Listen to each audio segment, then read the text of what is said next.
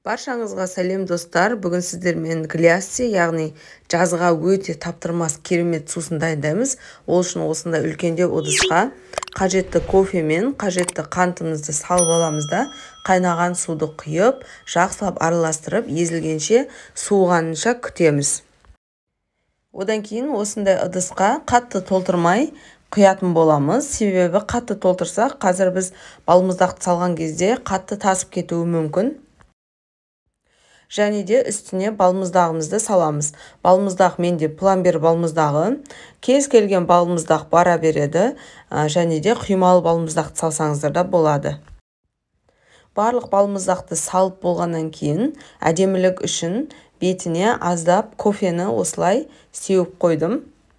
Бұл сусын үнемі давлениесі төмен жүретін адамдарға таптырмас сусын деп айтсақ та болады. Және трубочканы салып, осылай жақсылап араластырып, іше берсек болады. Міндетті түрде жасап көріңіздер, және де каналға тіркелуді ұмытпаңыздар.